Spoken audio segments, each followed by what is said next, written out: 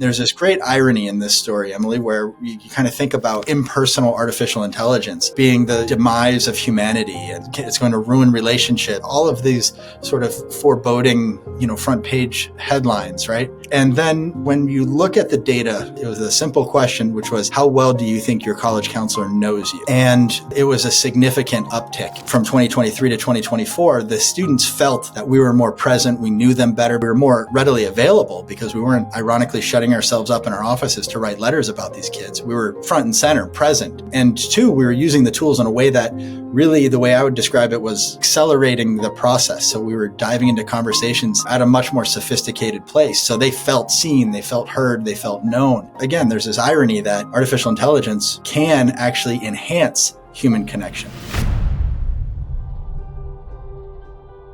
Under this framing of time is finite, we can't invent more time. And so if we view AI as a thing that saves us time, what will we do with that time? And how can we basically use leverage and think about leverage in our work to make sure that we're making our students feel felt and feel seen? And I think you've quantified it, you measured it, you have survey data that suggests that with incorporation of AI, you actually could do that work more efficiently to make the students feel felt. That sentiment is super important. Hello, humans, and welcome to the Vine Down. I'm here with Jeff Neill. Jeff, we're so excited to have you today. You have worked across, it sounds like 6 schools, 4 countries. You have become the Global Counselor of the Year. I didn't know that was an award, but congratulations, it's you.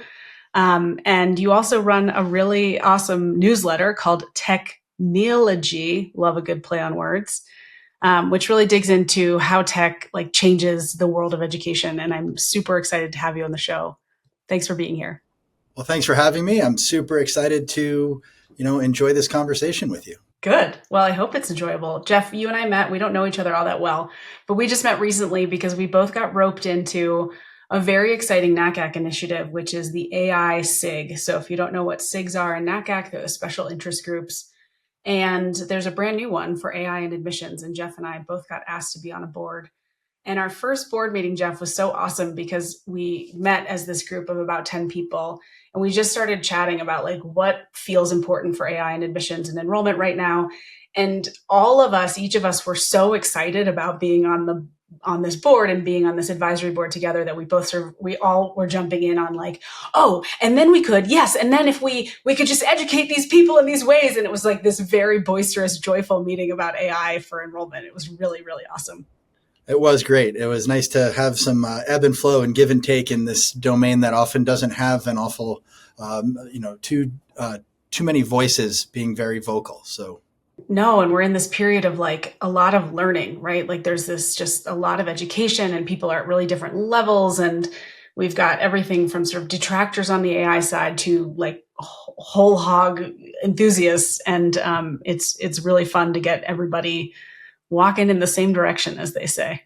And here's hoping that we can achieve some change on that front. Well, what I think is really cool about you, Jeff, in your high school, you have a pretty small caseload of students. And yet, I think that's actually a really good place to start because you work with, about 40 students a year, you had said. And that's a really different place from, as you said in your newsletter, even the one I read most recently, in California, the U in a public school in California has a caseload of 600 students. And I really admire that you think about the ways that you can really extend your work into sort of AI as a force multiplier for folks on the counseling side. And I'm curious if you can share a little bit with us about how AI has changed college counseling, even in the last, 3 to 5 years, and what sort of surprises you in that. Sure. So, artificial intelligence has been around in lots of different forms for quite a long while. I think the most recent, most abrupt changes have probably come in the last almost 2 years when we're talking about the advent of chatbots, in particular, things like ChatGPT. And, it's one of those things that, as you said, a force multiplier. I kind of come at it from a different angle where I say, as I'm a self-described efficiency junkie. I've always been kind of obsessed with trying to find ways to get more into my day, not necessarily because more is better, but because as a counselor, when I'm getting more into my day, I'm serving my students a little bit better. There's that, that Puritan guilt that probably comes from my New England upbringing that kind of tells me that I can always be working harder. I can always be doing more. And efficiency is a big piece of that. So to see the ways in which artificial intelligence can, as you say, serve as a force multiplier, that's been pretty profound in my life. And I just happened to, get on, I think, on the early side of things and started experimenting, started toying, have had a tech background throughout my life, and just found the ways in which it can just make the work that we do a little bit simpler, and in many cases a lot faster. Yeah, I mean, I think that's right. Whether your caseload is like 40 or 600, we can all do our work more efficiently. But I think the cool spin that I observe you putting on it is consistently is to roll out AI as a thought partner. Like Mm. you're telling me right now a story about efficiency and sort of doing things at scale, regardless of what your scale is. But I'm curious if you can talk to me about that positioning of like when you are talking to a student or a family about AI as a thought partner, like what resonates with them? What emotional barriers do you come up with? Like how do you roll that out to a student or a family? Sure. Well, things have evolved quite a bit since we first started, using artificial intelligence, chatbots, ChatGPT. And in the early going, it was like magic. They would use the tool and they couldn't comprehend that this actually just happened. Whether it was feedback on something, ideate, just some really basic things that these different artificial intelligence tools can be really good at. And then things have evolved where there's a little bit greater comfort level. And Emily, maybe we want to talk about this a little bit later, but I notice a big difference between the digital natives and the digital immigrants on this front. But with the kids, by kids, I mean the high school students with whom I work, they are coming from this generation where they've only ever known technology. And we talk sometimes about the Apple generation where, Apple phones, MacBooks, whatever, they don't come with instruction manuals anymore. Why? Because there's an intuition that's expected of the user. And the design at the other end, the designers are thinking about what makes this intuitive. How do we make this more intuitive? And then here comes artificial intelligence, which is not intuitive initially. There's a skill set there. There's learning how to prompt effectively is a learned attribute. It's not something that just comes naturally. You do it once and say, "Oh, I got this." There is something kind of uncanny about it. So what I've seen kind of more recently is this idea that students are struggling under a lack of guidance. I think broadly under when is appropriate, when is it not appropriate, what is appropriate to use it for, what is not, and then. I think one of the ways in which we were able to sort of positively affect change on that front was to stop thinking about it as a tool, but instead to start thinking of it, as you said, a thought partner. So when, in our particular domain, thinking about an essay, a student knows right from wrong and would know not to allow a thought partner to write their essay for them. But they could give a thought partner a draft of their essay and ask for feedback, ask for ways to improve, think about better ways to align, maybe who they are as a human being and the essay that they've written. This is the very work of a thought partner. And ultimately, it's strange when you kind of peel back the layers of the onion and see that artificial intelligence chatbots are really just, a probability. What they're saying is based upon the probability of what they're saying being correct. And it can do a really good job for a student. So we've been trying to roll out this idea of it being a thought partner, and that seems to guide students in the right direction. We haven't had a real big problem with academic integrity or student misuse. It's been, I think, in part due to the fact that we've been framing it as thought partnership rather than a tool. Well, it like puts it into the right container immediately. It sort of like locates it in this place where it's like, well, yeah, you're right. Like you would never ask a thought partner to deliver work for you, but you would ask a thought partner for feedback. And I think it sort of snaps it into focus of sort of gets you through sort of the why and how you would use AI. And now I'm curious if we can go back to that piece you said about like sort of the difference between the digital natives and the digital immigrants. Like, how does that positioning then differ between like a student and their parents? Yeah, so there's some interesting things there. I think, and I'll self-define as a digital immigrant in the sense that I remember the dark ages before the internet.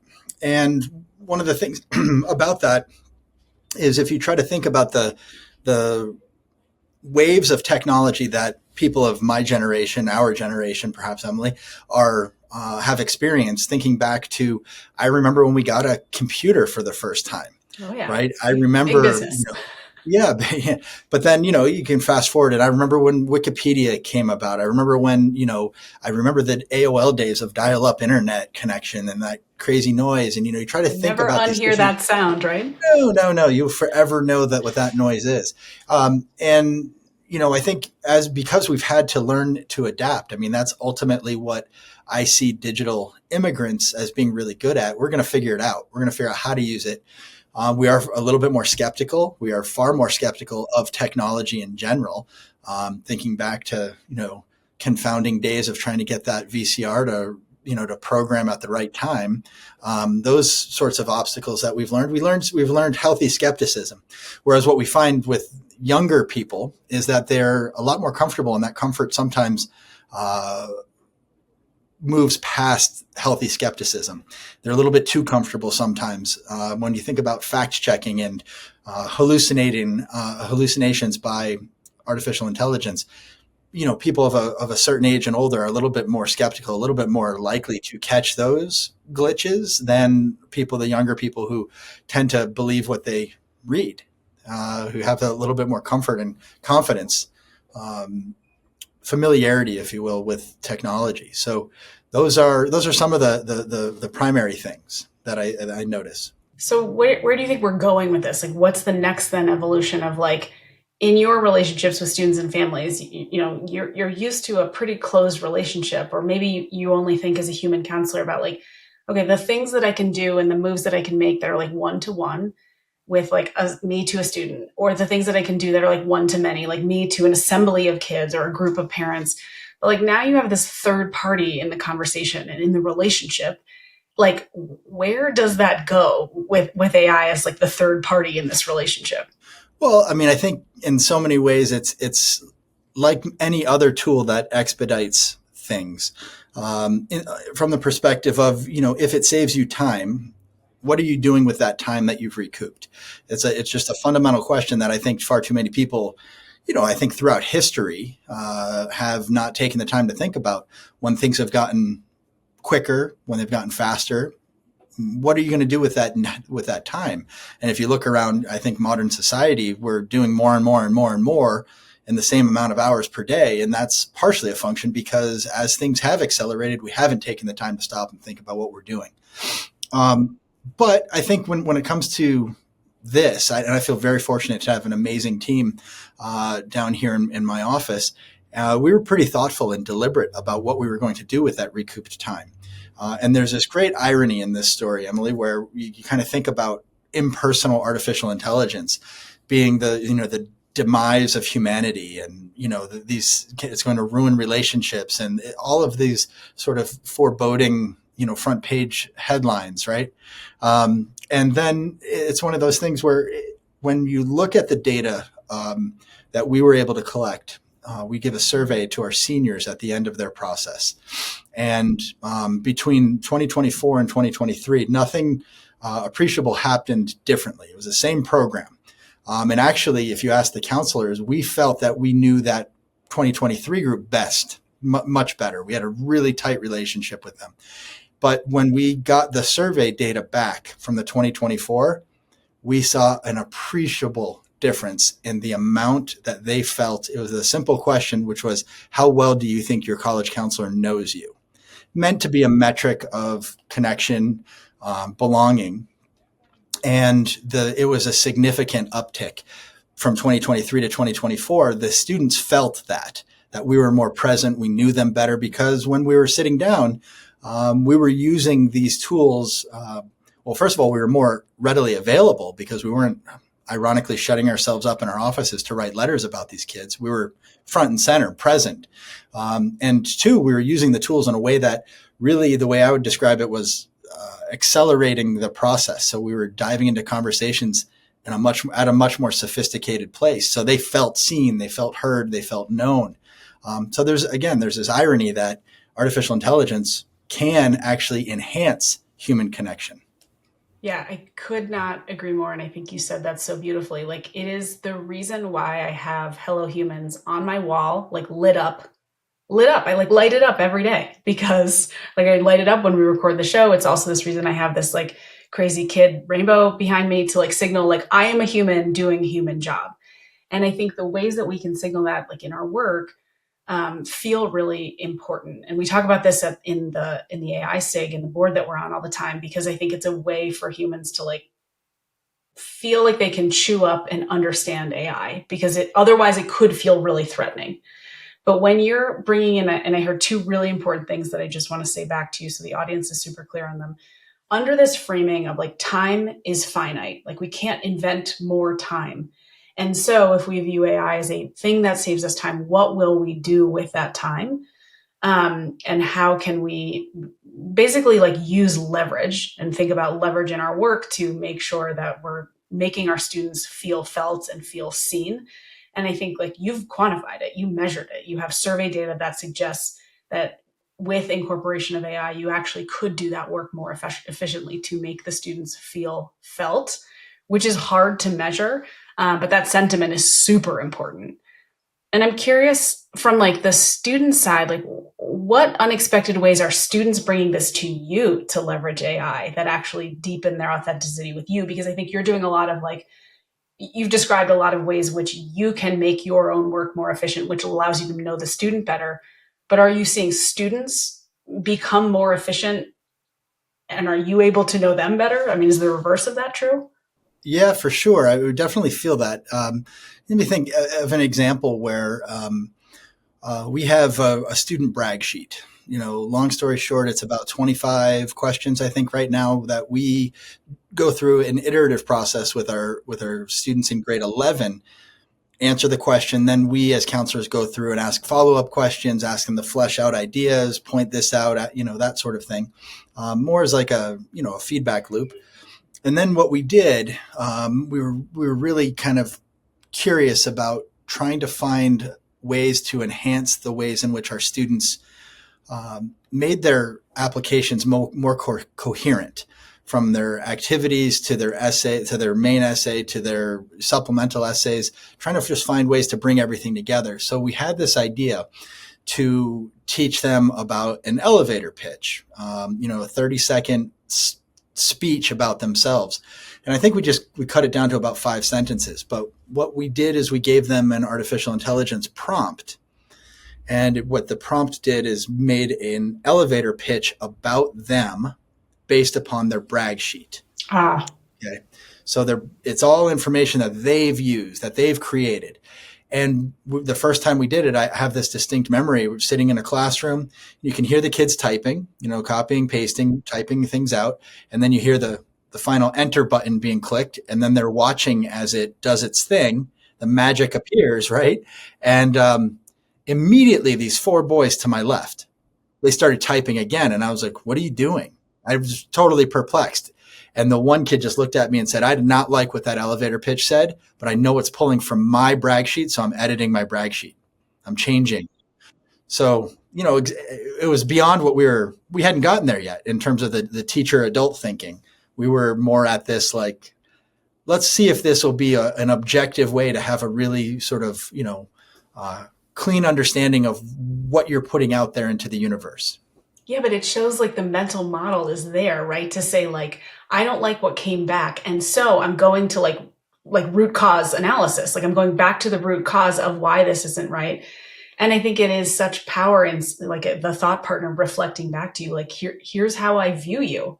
And if you don't like it, you're right to go back to the inputs without having taught that. That actually shows like a pretty advanced mental model for that set of students to For not sure. like fight with the AI, but to go back into the go back into the inputs.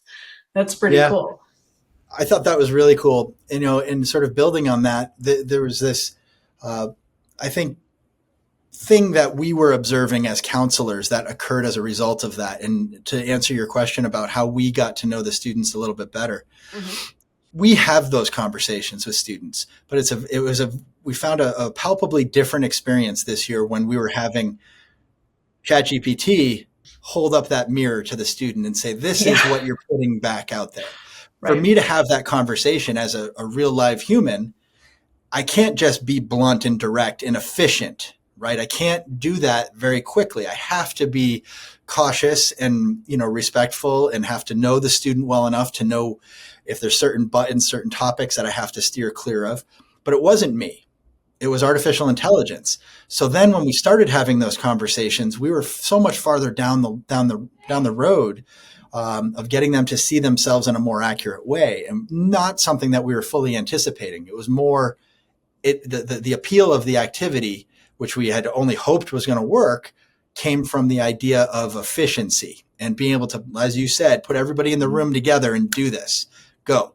I don't have to have this conversation 20 times. I can do it once and then we'll move on. It was more about efficiency. But then we found out that it allowed us to begin those conversations much further down the road.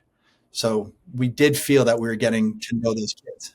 Yeah, you don't have to. I think you're like unburdened from all of the extra energy you have to bring into the human relationship, which is particularly a lot of energy when you're dealing with high school students, right? You're in a directional power relationship. You might know things about the student and their families, like you might have to validate them in a certain way. You're working really hard, but then AI comes back as this neutral mirror.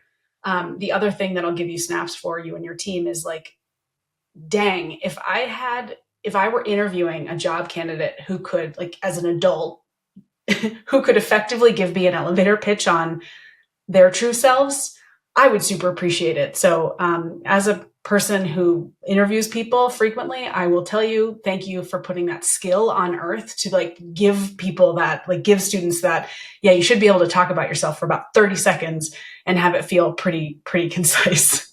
Yeah, no, we envisioned the hypothetical scenario where you climb on the elevator and standing next to you is the dean of admission at your dream school. Yeah. What are you going to say? Few seconds, totally. They did not know what to say at first. They were doing the awkward teenage thing. Hi? Yeah. And then some of the people got to the point of like, I would shake their hand and introduce myself. Okay, what would you say? And so there was some real, I think, active, visible learning happening in those very moments. So what a good skill. I feel like I didn't get there until 10 years into my career. So well done for bringing that up for teenagers. So I'm curious on this, like if students are using AI in this way to sort of reflect back and be that mirror, how might AI then help them surface stories and sort of hidden like nuggets that they're not able to recognize in themselves? Because I'm thinking about this boy that you saw to your left. He obviously had some reaction to, like, it brought up something that he didn't like, but is that, did it help him access something that he wasn't seeing as far as he like operates in the world that he can't quite see it himself? Yeah, no. So I don't have a great answer to this question yet. Always me with the growth mindset. I'm going to figure it out. But I have been working on kind of one of these mega prompts that's meant to help with the ideation process, particularly for the U.S. Common application. Take the provided prompts and in an iterative way. And I think it's one of those things that sometimes people don't realize you can do. You can ask it to have a back and forth. You ask, I'll tell you something. And when you hear it, you ask me a follow-up question, and it will do that again and again and again. You can give it kind of explicit parameters. So, I've done that with, for example, a list building, an initial college list building prompt that will ask you about all your different criteria, ask specific questions. How big? What country, what city, regions, that sort of thing. And it gets all the way through financial aid, and it does a decent job, right? But there are other things that are a little bit more, I think, black and white that it can be used for effectively. And I know that the ideation process is one where it can act in the same way that you or I would when sitting across from a student. just continue to ask questions. Tell me about, uh, have you had an experience like this? Tell me about, your earliest memory. Tell me about, and just to kind of come up with ideas. Again, just the ideas. There is some potency and some possibility there. For sure. And I would encourage you, Jeff, if you haven't seen it, we actually have some of these tools available for students for free on CollegeVine, with our AI counselor named Sage, who's like operating in the same way, right? Like to say, like, help me build a list. Like, I don't know where to go. And it was something that you brought up earlier in the show that I want to come back to, is you sort of said, like, look, where everybody is struggling with this guidance problem, like nobody has adequate guidance. Mm-hmm. And you're saying that even like looking at your class of, under 40 students, like we're still saying that's not enough guidance. And I totally agree with you. And I'm curious if you can think about or talk with me a little bit about like what ways AI then helps with that college access question for people who don't have access to you or to your awesome team or to any guidance at all. And I'm curious if you can talk a little bit about how this starts to help with that college access. No, it's a huge question, and I think it's really important. And I think the to start from a very maybe obvious perspective, the people who don't benefit from an increase in access are those who don't have internet access. And it's certainly something that we run into here in Brazil, where not everybody has. It's not a foregone conclusion that everyone has stable internet or Wi-Fi at their house. But if artificial intelligence is at the moment fundamentally linked to internet connectivity, that's a big concern that I've got about the sort of exacerbating differences between the haves and the have-nots.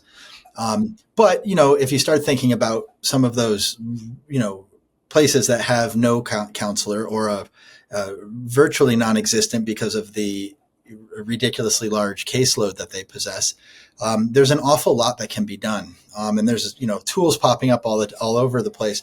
I know CollegeVine's got some, there's other groups out there that have, put forth college counseling domain specific things. And it's a way to provide access, a way to enable students to ask those questions that they might not have an adult to ask of. And it's one of those things that I think is really powerful and important. Some of those tools I've given to our students here, and they, one of my students came back and said, yeah, Mr. Neill, but I like your answers better. And I said, okay, well, that's okay. Wonderful. I feel flattered, but I also know you, one, and two, there's plenty of people who don't have someone like me working at their school or accessible to them. So thinking about the ways in which, I think now it's more, in my mind anyway, more a matter of distribution. How do we get these possibilities and these tools in front of people who might need them the most? Right. So, I'm hearing that first point loud and clear around like the first problem one is to solve like internet access. Yeah. And making AI available, whether it's through CollegeVine stuff for free or awesome relationships who are, people who are offering these tools for free. But I'm really hearing that as problem one, particularly in Brazil, like you're viewing lack of access as kind of the first problem.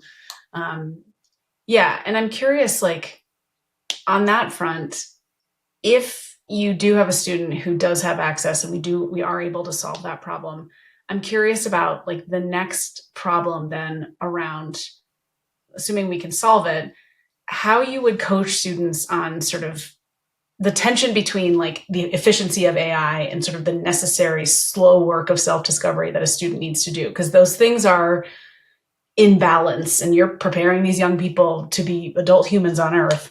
How do you address that with your group of students? Yeah, that's a fantastic question. And that is one of those fundamental, as you say, equilibriums that we are always trying to strike. There's no easy answer. There's no good answer. It's just we keep trying not to enable students to perceive that concept of self-perception as a game that can be won. Right. And still much more trying to emphasize the process, and that, as a 40-something-year-old myself, I'm still on a process of self-discovery, and being able to show that to students in different ways, having them understand that this is a really important work. A different way, and it's not necessarily, AI tech related, but what I tell them is two things. I can't tell you how to get into school X, right? I don't have a crystal ball. I don't know I don't have that magic. But I can give you two fundamental ways to make sure that you get denied. And they usually perks up their ears. One, I tell them, is being disingenuous, right? And this is and they say, but I'm not going to lie in my application. And I'm like, no, it's not about necessarily lying. It's about trying to answer questions in the ways that you think the reader wants to hear, rather than being true to yourself. It's not lying. It's a different quality. So that's one, being disingenuous. And the second one is this idea of trying to do too much in the application, where it reads more like a scattershot, where there isn't a sort of coherent living individual that comes away, that the reader walks away from feeling like they've gotten a little glimpse into who this person is. Writing one essay about this, teacher recommendation says something totally different. The counselor letter says something, the other teacher says this, and their essay is about something that, is fairly irrelevant to their life. It's this scattershot approach.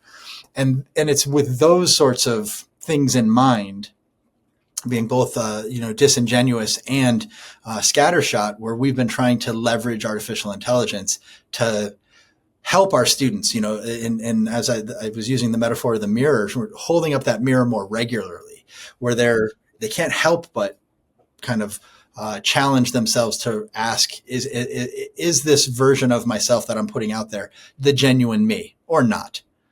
And that we've seen quite amazing growth with individual students in relation to that dynamic. That's awesome. And I feel like that's something that this younger generation, younger than you and I, actually does a lot better a job in validating themselves and occupying their whole human selves. Like, I was having a conversation with a young niece the other day, and I was sort of like working really hard to validate. She's on her college journey, and I was working really hard to validate her experience. And she was like, "Well, no, I know I can feel that way. Like, that's not a problem for me. Like, yes, I feel that. Why?" I'm like, "Oh, I'm projecting. Like, that's really hard for me. It is not as hard for you to be authentic." And she sort of looked at me like, "Why would you have to work so hard to be authentic?" I'm like, "Okay, conversation for another day, but I think that's a generational difference." And I think that's why, like, I'm really interested in this idea of the 30-second elevator pitch, because it really allows you to show, not only should you not be performative, but you should be candid and genuine. And it should all roll up under this one thing. And like a reverse test of a really good college application should be an application committee member reading your whole application and being able to deliver a pretty similar version of that elevator pitch. Here we have a student who X, Y, and Z, and hopefully it's about the same as what the student came up with for an elevator pitch on their own. Like, that would be the ideal outcome. For sure. I don't know if you're a Friends television show fan, but, all of the episodes of Friends are, the one where Joey ... And that we were toying with a prompt at one point that was trying to get the student to take their elevator pitch and their brag sheet and turn them into the title of a Friends episode. Even whittle it down even further to kind of see is this the thing you're trying to put out? Is this the image of you that you think is most genuine and authentic and true to yourself? And it didn't quite work, but it was a little bit too silly, I guess. But well, I like how you played it all the way through. Like, that's actually a way to really pull it all the way through. I think that's actually pretty cool. But maybe there's just another generational difference on Friends. Who knows? Oh, for sure. And they also, not all of them know Friends. That's the other problem. It would have been fun for us in the office, but not all of them even know it. So, right. So I'm curious on sort of the AI as the thought partner, AI as sort of like a way to do efficient things. I'm also curious about AI as sort of an emotional helper in terms of can AI be something that also helps students process rejection or navigate the emotional aspects of this? Or do you think it's really limited to efficiency items in being your true self? Do you think AI can help care for students in this way at all? Yeah, that's a great question. And I've been hesitant to kind of move too much in that direction. I've read an awful lot. I read an awful lot about it. And, being a counselor, I kind of exist in that social emotional domain. So I do worry about that a little bit. I'd like to see kind of how things evolve a little bit more before I kind of go in that direction. But what I have found, which is very much related, is as I said earlier, what's the difference between if using it as a thought partner between asking you, me, a parent, an uncle, an older sibling to get some feedback? What's the difference? The one big difference when it's artificial intelligence is it's available whenever you want it to be available. I'm not available. I'm 8 to 5. That's when I'm available. You have these questions that you need to have answered, and you need that feedback at 11 p.m. That's great. So in so much, when we think about sort of emotional status of our kids, because we've empowered them to use this, chatbots in particular, as part of their college journey, we're not having them show up and frantic or complaining that we're not available, or, showing up in that frenetic energy that we, have seen year in, year They have out. another place for it. Panic. I Yeah. can't see Mr. Neill until 8 a.m. tomorrow. They Right. have some outlets. So they're not showing up with that. They're still like, what do you think? Which is, the dynamic that we're creating, and those expectations that we're creating about our relationship with the kids. But they're not showing up with that modicum of frustration, I guess. Right. They have like a different thing, a different move they can make at 11 o'clock at night, to your point. Yeah, that makes a lot of sense to me. So, Jeff, while we have the time, I'm curious if you can tell me one thing. And you're plugged into a lot of college counselors and high school counselors, and we've got a broad audience on the show. But I'm curious if you can tell me one thing that you think your peers are thinking about but afraid to say out loud. Oof. All right. Here's something controversial for you. Hit me. This is the best part. Controversy. That the counselor letter of recommendation exacerbates inequity in our society. Yeah. Can you talk about that? You wrote about that in a recent newsletter. Yeah. Hit me with that. It's the idea of the haves and the have-nots, right? It's one thing if you ask every applicant to a school to write an essay talking about themselves. And then it's another thing if some schools have the resources to be able to provide a counselor that can support students in the writing of that essay. But then it's an entirely different thing to then ask an adult to write a letter about that child, when, as we read in the headlines, 600 to 1 in some school districts in the United States, they're not writing letters. Actually, it's an interesting story. In one of my very first webinars that I did talking about how to use ChatGPT to draft a letter of recommendation, I got this email from this man at a giant school in Texas, and he had never written a letter of recommendation for his kids, for any of his students. There's a box that you can check and say, I will not be submitting. And he had always only ever done that. And he emailed me immediately after the webinar, asked me for the prompt, was really excited. I go to sleep, wake up in the morning, and I had 3 more emails from him, basically articulating that he had written, he had a much larger class, 250, 300 students that he had to care for. But he had about 105, it was low 100s that he needed letters for. And he wrote them all overnight. He just stayed up and cranked through, got so excited about actually being able to provide the service, which is a beautiful story on one hand, right? I had the shivers, and I felt like I was giving back to my community. But then I'm asking myself, well, why does this need to be a critical component of that application? Why isn't there more that can be exposed, or that our students can be exposed to show who they really are and how they might be a good fit? But the counselor letter is something I'm pretty critical of. Yeah, that's actually a really great point, because I think if the only thing we're indexing on is like how to make counselor letters of recommendation easier, we're missing something on top of it, which is like, do we actually need this? Because in the most extreme cases where student is really, scratching and clawing to get, like, they can't control anything outside of what they do to show themselves in their application, to your point. They can't control another adult getting to know them, having an adult as a counselor.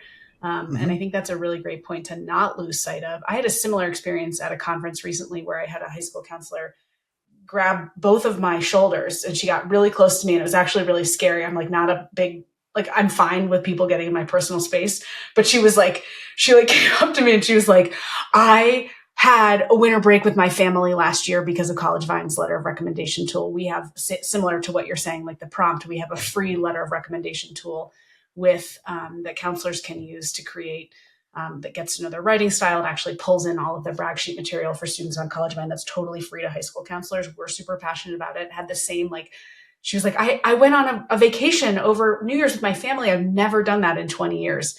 And I had that same sort of shivers moment, but you're right. Like if we're not also thinking about, is that the right measure of a student? Like, should we put more into the hands of the student? Would that be better? I like that thinking a lot. Yeah, there's a lot of those pieces kind of floating around. The same might be said, and I think you and I maybe have spoken about this before about the essay in general. It's an incongruous piece of writing when looked at curricularly in regards to what a high school student's studying. For many students, I work at an IB school. They've never been taught reflective writing. They don't have this. So we're like, teaching. Where's my text that I should respond to? Yeah. And they're kind of stuck in this, like every year we need to teach kids how to write in this way for one purpose, for the college application process, which seems incongruous. I think that the same could be said about that. Is that the best indicator? And if we start doing away with some of these more subjective pieces, are we moving in the US anyway, more towards a more European, for example, style where, threshold admissions, if you have this, you're in, if not. So I don't know. I don't know that it's all going to happen at the same time, but I wouldn't be surprised in the next 5-10 years if some universities started doing away. I mean, some have started doing away with the essay. They're not even asking for it, but some start doing away with the letter.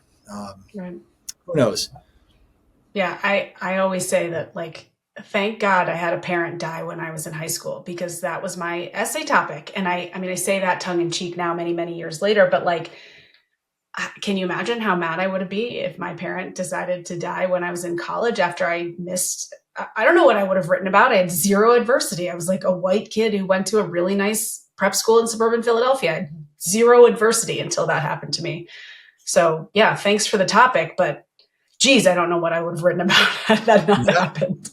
Yeah, I can respond to that and just say that I also had a privileged background, grew up in rural Western Massachusetts. I wrote about my dog dying. Okay, Jeff, final question for you. I'm curious if you can share with us like one thing that you really, really hope that this current generation of students, whether it's this year's seniors or this year's, just sophomores, juniors, seniors, what's one thing that you really hope that they like hear and know to be true? Yeah. So the thing that I've been sort of flirting with in my mind a lot lately is trying to ensure that they know that while important, college is not nearly the most important thing that they have in their life. That's It right. might be the most important decision that they make to this point in life, but there's so much more to it. And they just have to take the elders' advice on that one. I like that. And I will consistently remind any young person who decides to listen to me, there are very few. I also try to remind them there's not just one right choice, right? Like, it's not like, I don't believe that. I don't think there's like one soulmate college for you that if you can't head towards, like everything is ruined. I think there are lots of good choices, but I love that. Like, it may be a big thing, but it doesn't have to be the biggest thing. Correct. So Jeff, Neill, thank you so much for being here with us on the Vine Down. I'm curious if you can tell people where they can find you online, how they can sign up for your amazing newsletter. How do we get more Jeff Neill in our lives? Sure. So I suppose in the show notes, I can share the link to subscribe to Technology, which comes out every Monday morning. Short newsletter, try to give you some ideas and some thoughts to chew on. But otherwise, I'm available at my webpage at www.jeffreyneill. My last name is spelled Neill.com. And my email address and contact information is all found there. Awesome. Well, thank you for being such a celeb in our space and putting out such amazing content. Thanks for being with us on the show, Jeff. We'll see you soon. Thank you so much for having me. I really appreciate it. I enjoyed the conversation. Me too.